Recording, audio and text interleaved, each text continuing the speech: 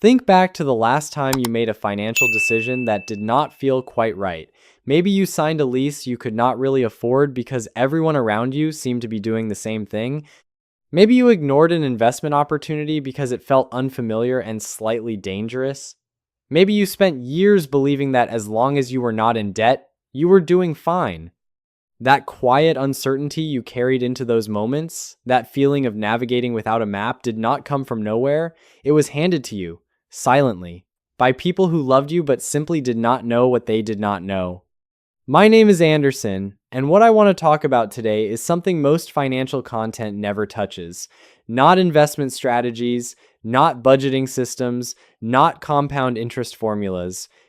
I want to talk about the invisible financial education you received before you ever opened a bank account, the one that happened at the dinner table, in hushed conversations about bills, in what your parents chose never to say. Because that silent curriculum is still running in the background of every financial decision you make today. And until you see it clearly, it will keep costing you in ways you cannot fully explain. Here is the contrarian truth most people resist. The reason most people struggle financially is not ignorance about money mechanics. Most people know they should save. Most people understand that debt is expensive. Most people have heard of investing. The real problem runs deeper. It is a set of inherited emotional beliefs about what money means, what it is for, and who deserves to have it. Those beliefs were formed before you were 10 years old, and they have been quietly making your financial decisions ever since. Think about that. You did not choose your first money beliefs. They were absorbed. From watching a parent check the mail with visible dread, from overhearing arguments about groceries, from being told that asking about money was rude or private, or simply not something your family discussed. Every one of those moments deposited something into your understanding of what money is, not a lesson, an emotion. And emotions attached to money are far more powerful than any spreadsheet formula. Here is where the invisible threshold lives.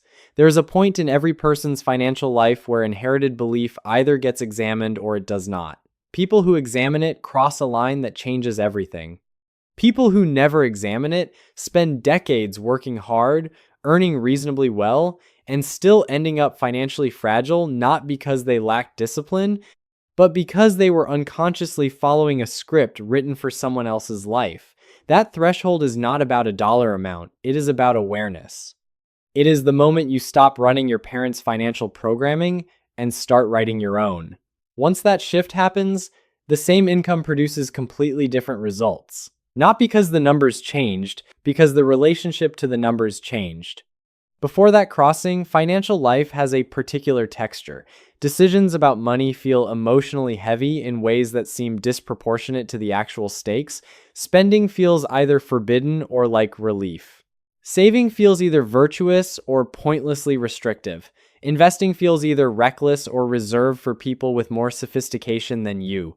These emotional responses are not logical, they are inherited. They are the residue of a financial childhood that nobody designed intentionally. And they create a specific kind of financial paralysis, one where you know what you should do, but something beneath the surface consistently pulls you in a different direction. That pull is not a weakness. It is programming. After the crossing, something genuinely changes. The same financial decisions that once felt loaded become lighter. Not because the stakes disappeared, but because you are now making them from your own values rather than inherited anxiety. You begin asking different questions.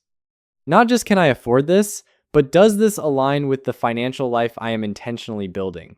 Not just is this normal, but is normal actually the destination I chose? Mental bandwidth that was previously consumed by inherited money anxiety becomes available for genuine strategy. You start thinking in longer time horizons. You stop measuring your progress against people around you and start measuring it against the future version of yourself you are deliberately designing. Now let the math speak. Imagine two people, both 28 years old, both earning $55,000 annually. The first person carries an inherited belief that investing is risky and that financial security means keeping money in a savings account where it feels visible and safe. The second person examined that belief, questioned it, and began directing $300 monthly into a diversified index fund earning 7% annually. By the time both are 63, the first person has a savings account. The second person has $860,000. Same income, same starting point, 35 years of one simple behavioral difference rooted entirely in a belief shift, not a salary increase. That is the true cost of the conversation your parents never had with you. Not a single bad decision, 35 years of a default that was never consciously chosen. And here is what changes in your identity when you genuinely internalize this. You stop seeing your financial situation as something that happened to you and start seeing it as something you are actively authoring. That shift is not arrogance, it is responsibility. The person who understands their inherited money beliefs and chooses to revise them becomes someone who trusts their own financial judgment not blindly, but because they have done the work of separating what they actually believe from what they were simply conditioned to feel. That kind of self-trust is rare, and it produces results that look from the outside like talent or luck, but are actually just the compounding returns of clear, examined decision-making over time. Consider how differently the same financial events register to someone operating from that clarity. A job loss to the person still running inherited scarcity programming feels like confirmation of a fear that was always there, that financial stability was never really real, that it was only ever one disruption away from collapse. To the person operating from examined values and genuine financial foundation, the same job loss is serious but navigable. It is a disruption within a structure, not the destruction of one. The emergency fund exists because they chose it. The investment account continues compounding quietly in the background. Options remain available. That is not wealth exactly. It is the psychological spaciousness that comes from financial decisions made by design rather than by default. This is where big decisions begin to replace small ones as the primary focus. The person who has crossed the awareness threshold stops losing sleep over daily expenditures and starts applying serious thought to genuinely leveraged choices. Where to live, and whether the cost of that location is justified by what it produces in career access, quality of life, and long-term asset value. Whether a career path is being pursued because it aligns with their actual skills and values, or because it seemed like the safe, expected choice their upbringing pointed them toward. These are the decisions that shape decades, and they require the kind of clear thinking that only becomes available when inherited financial anxiety is no longer consuming the mental resources needed to make them well. Career dynamics shift profoundly once this foundation solidifies. There is a quality of negotiation that becomes available to someone who is not operating from financial desperation, not aggression, not entitlement. Simply a calm, grounded understanding of their own worth that does not require external validation to remain stable. When you have built enough financial margin that a single missed opportunity does not threaten your foundation, your posture in professional conversations changes. You ask for what you actually deserve. You evaluate offers against your own criteria rather than against your fear of saying no. You walk away from environments that cost you more than they pay you in energy, in growth, in alignment. That quality of professional presence is one of the most underappreciated returns on financial literacy. But here is where I need to slow down and say something carefully. Understanding your inherited financial programming is not a reward. It is not permission to relax into spending patterns that feel emotionally satisfying because they finally feel chosen.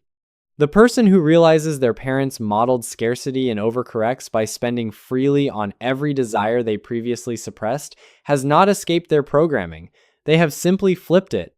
The insight is a foundation, not a finish line. A new car purchased because it finally feels emotionally safe to spend is still a new car. The opportunity cost is identical regardless of how conscious the decision felt.